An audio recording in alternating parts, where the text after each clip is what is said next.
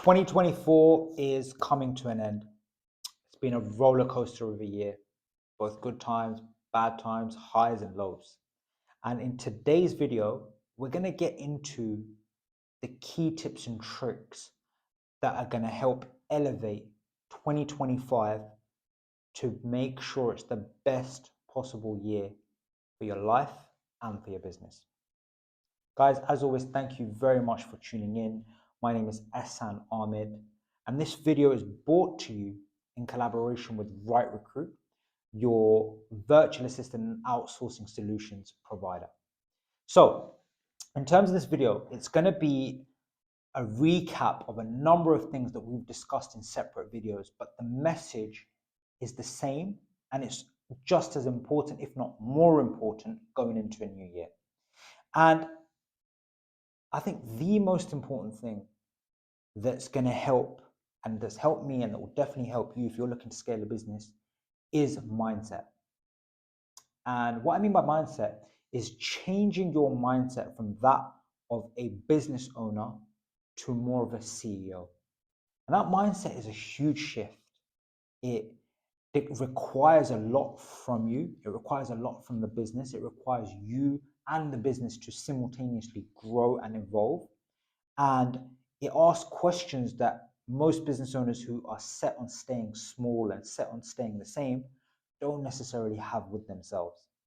So the mindset is a key thing. And I think once we go through the main bits and components of this video, once you address everything that we're going to discuss, you will naturally have that CEO mindset anyway. So first things first, in my opinion, the most important thing that you can do to get yourself into the frame of mind of thinking like a CEO is to look at all of the tasks that you're doing and categorize them.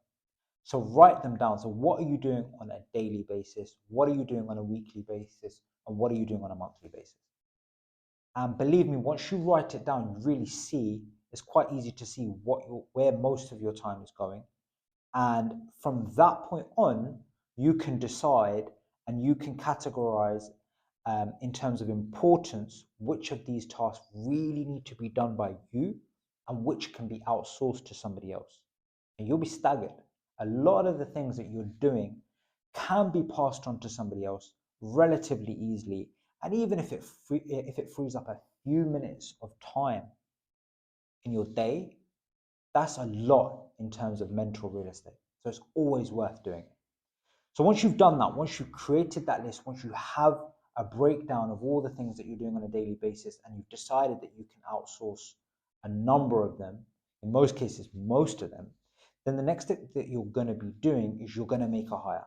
So if you are a one-man band and you don't have anybody right now, then make that commitment to hire somebody straight away. If you're somebody who's got 3 or 4 people, but you're still really, really bogged down in the business, look at a hire for yourself personally. So what I mean by that is maybe like a personal assistant. And once you have that, once you've made that commitment, that member of staff does not have to be in office. That member of staff does not have to be somebody who has to sit by your side 24/7. It can be somebody part-time, and it most certainly can be somebody virtual. So once you made that commitment, go out there and align yourself with a company like Right Recruit, and that's what we specialize in. We can help find you a virtual assistant that suits your needs, that understands that over time will understand you and your business, which is very, very important. And once you have your first your personal assistant, or in this case your first hire, whatever it may be, on board, it's important to invest time in these people. It's very, very important to invest time in passing over your knowledge and your understanding of the business, your ethics, your principles, what you want to that new member of staff, and pass that over to them in a way where it's done, fully recorded, and there's notes that are being created, and most importantly, there's SOPs and systems and procedures which are created from that staff member you've just hired. And once you've done that, you're going to find that your staff member is going to be somebody who should now not necessarily be coming to you. They should be referring back to the training that you've given them, which is now recorded in the notes that they've created themselves. Alongside that, a more sort of key takeaways for 2025 that are very, very important. It's about managing your time better. So again, going back to the CEO mindset, CEO mindset is all about making sure that your mind is focused on a higher level of activity, and that doesn't necessarily mean doing more. It means doing more of what's necessary and not just doing everything just for the sake of being busy.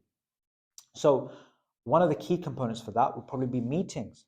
I mean, if you're somebody who's bogged down by meetings day in, day out, organize those meetings better and make sure that something that's done in a meeting once does not have to be repeated again and again and again.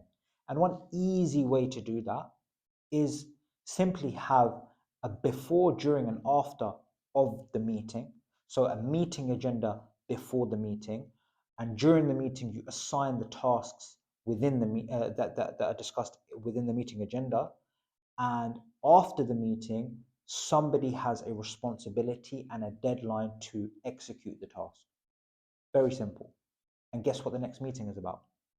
The next meeting is about the execution of the deadlines by the person who's been assigned the task. Okay.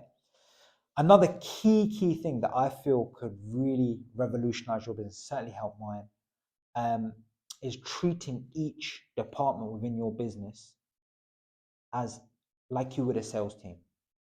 What I mean by that is not just set targets, but incentivize production. Incentivize, even if it's property management, even if it's admin, whatever it may be, incentivize the team to do more. Incentivize the team with bonuses, with giveaways, with cash prizes, whatever it may be. At the end of the day, it's not only salespeople who respond well to motivators like money. You can put that in place for other departments as well, and for sure it will help. And lastly, this is a key one for me, is the longer your staff are with you, it's very, very important to ensure that they are aligned with you and your business. And the main way of doing that is by creating a plan with your team for their longer term growth. What do they want in the next 6 months, year, 5 years from now? What does that look like financially? What are they after? Are they after security? Are they after personal growth? Do they have family to look after? Everybody is different. But if you can align the goals of your employees with the goals of your business and the fact that they can fulfill their goals within the business, guess what? You have a much more productive and motivated workforce, which can only mean bigger things and better things for the business. Hope that's been positive, guys. A lot of value has been shared, and I wish you all a productive and prosperous 2025, and I will see you in the next video. Thank you.